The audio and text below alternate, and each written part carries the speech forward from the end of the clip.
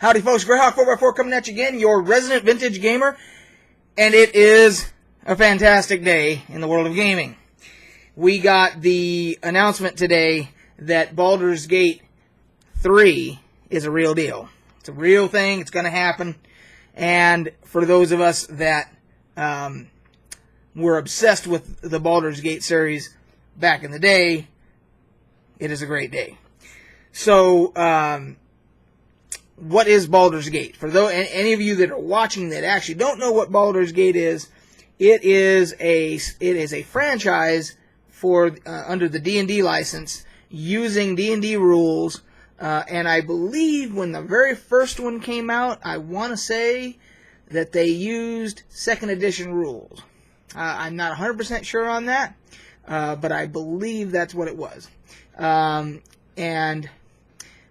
Then Baldur's Gate 2 may have also used them, but it could have also been 3rd edition by then. I'm not sure. But I'm going to say, my gut says that both of them were 2nd edition. So, anyway, but they were true to the rules. I mean, they, potion effects were the same, and weapon attacks were the same, and everything was roll. You could look at your dice rolls if you had that option selected. You could see the dice rolls for everything, and abilities and everything. It was just like you were playing D&D, but you had a party that you were responsible for, and you went through the quests and the storyline and everything else, and it was amazing. And the reason that I remember when the very first one was coming out, and they kept on teasing it in PC Gamer, Baldur's Gate, Dungeons and Dragons, role-playing game, single player, and all that, and they gave away a little bit more detail here and there, and it sounded like the old Gold Box games. Here you have Pool of Radiance. This was the very first Gold Box game. Now these were set in Forgotten Realms, and they were very, I have some videos on here of actual gameplay of that. I actually, on DOSBox, I did it, and I have a couple of gameplay videos of the old Pool of Radiance, and everybody was fascinated with it. The Gold Box games took off, and they did a whole bunch of them. They did a whole trilogy of these. I want to say there was this one, Curse of the Azure Bonds, and then there was Pools of Darkness, and I'm trying to remember if there was another one in between there. There might have been 4 of them in the first, in the Forgotten Realms, the first one there. There might have been 4 of them, but maybe 3. It's hard for me to remember now. Regardless, so those were extremely enthralling, easy to get hooked on, all that. So when Baldur's Gate came out, it used the same type of idea. Because the Pool of Radiance ones and all those, they all used the D&D rules, in the game. So it was very much like playing D&D, but on a computer screen. And then I don't know where my Baldur's Gate box is, my first one. I've got it somewhere, I've just got to dig it out. But I wanted to show this one, because this was the Baldur's Gate 2 Collector's Edition. And I did not buy this in the store, because when I first found out, the Collector's Edition didn't come out like when the game first came out. They came out with a Collector's Edition a little bit after that. And they were all sold out at the stores. And if I remember correctly, later on I got one off of eBay, when eBay was just starting out. So I'll probably do a separate video and go through the whole contents of this. It's pretty cool. But regardless, was obsessed with Baldur's Gate. Hours upon hours, and I wasn't alone. There was a lot of people that were enamored with it. And so today's announcement, the Baldur's Gate 3, is fantastic. Now, I have played some of the original Baldur's Gate Enhanced Edition on Steam, and that's a lot of fun, because it's nostalgic going back and everything, and they, the graphics are a little bit better and so forth. But I'm going to have to go back now and play the first one and the second one before the third one comes out. And the announcement today said that it's going to be on this new Google Stadia, which is a console-less gaming platform. There's going to be just a controller, and everything is going to be streamed for your gaming. And there's going to be a subscription fee, and then some games will be included with your subscription, but other games you'll have to purchase separately, and so forth. But it sounds pretty reasonable for the subscription fee, and then you're going to get quite a bit of games with that. So you have to buy a controller, but instead of having to buy a whole console, you're just buying a controller, which I think was like $70, and then a subscription fee, which, like, if you have PlayStation Plus or whatever, where you're paying a subscription or whatever it is, whatever the subscription one is with PlayStation, you had to buy a console, and then you're still paying that fee, So here you're just buying a controller. So there's some trade-off there. You obviously don't physically own anything, and it'll be interesting to know the games that you come with the subscription. Obviously, you're not going to own those. If you have to purchase some, you're purchasing the license, and I'm guessing that will be yours, like, permanently. It's not like it's just a temporary thing. So, but we'll have to wait and see on that. But in addition to that, it said Baldur's Gate 3 would also be on PC. Music to my ears. So, and I think it even said it'll be through Steam, obviously.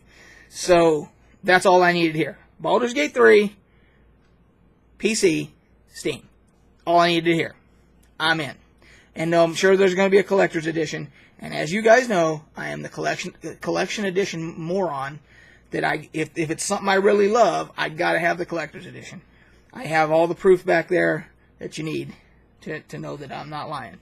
So, anyway, that was the announcement today. I would like to know how you guys feel about it. Are you guys excited for Baldur's Gate 3? Did you play any of the Baldur's Gates? Is it a whole new thing to you? Or some of you, younger folks that haven't played any of them, and maybe you want to jump on and go play? And I'm sure they're cheap on Steam. I haven't even looked. But I'm sure they're cheap enough now where you could probably just buy them, fairly cheap, and just buy them, play through them, get caught up before the third one comes out. I don't think they announced a release date, though. I think it was just a teaser trailer. I saw the trailer, and they talked about it, availability, like it'd be on the Stadia thing, and then on PC, but I don't think they said anything about a release date. So there's going to be a lot of info coming out because E3 is upon us, and they're having these other companies that did not participate in E3. They broke away. They're not going to be at E3, and they're doing their own little deal. And Google today, this was their little E3 separate deal, where they're doing their own announcements separate from E3. And I think Sony's doing that, and I can't remember. There's a couple other biggies that are not going to E3, and it's going to be interesting to see because I've been to E3 twice, and when I went, you had to be part of the gaming industry, quote, gaming industry. I mean, it was kind of loose how they what their regulations were on that, what the criteria was for that. But luckily at the time, I worked in the security industry, in the entertainment industry. So I had a lot of connections, and I was always able to get tickets. I happened to provide the security for DreamWorks at the time, DreamWorks Studios, and most people don't know that they had a game division for a short period of time, DreamWorks Interactive. And you can see, if I move my fat head, you can see, wherever it is there, let's see here. You can see, right there, that hand sticking up right there. That is Undying is the name of that game. And they gave me that poster. That was the first game that DreamWorks Interactive produced. And I used to provide the security there along with their movies, not the movie studio, but their animation studio. And so I always got tickets through DreamWorks Interactive, but they were later purchased and merged with the evil empire that is EA. So they were working on a game called Medal of Honor, the very first Medal of Honor DreamWorks Interactive was, and then they got bought out by EA, and EA finished the game. And it was a good game. The first one was very good. I think DreamWorks did most of the work and everything, and then EA came in. And we know what EA does when they come in. So, but anyway, so I got to go to E3, and there's the whole story of how I became an Easter egg in a video game. In the Kiss, the music group, their game, which was Kiss Cycle Circus, the same as the album and then the tour that they did that was Kiss Cycle Circus. And we got to meet the developers there, and because I have a Kiss tattoo, they saw it, and they go, "Oh, you must be a real fan. Do you want to see the game?" And they took us they had a development trailer set up where they had the game running, and they let us play it and show it to us and all that. And there was free beer. It was amazing. But I do tell the entire story. I have a video in here about that whole story about how we ended up in that game. And if you have a copy of it, you will, and you go to the Cold Gin bar in the game, you will see our picture on the wall in the game. True story. But if you want to know all the details and the whole story, look at it. Just do a search in my videos, and you'll find it on something like, it's like how to find Kiss Easter eggs or something like that, and you'll be able to see it. But back then, E3 was, that's how it was. I mean, it was fantastic because you had every game developer there, and that was anybody. They had to be at EA. That was it. I mean, that was where all the big announcements got made.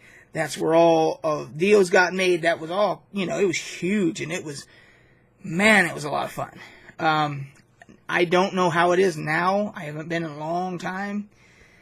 I've been to other conventions. I know how convention culture is now, and I don't like it.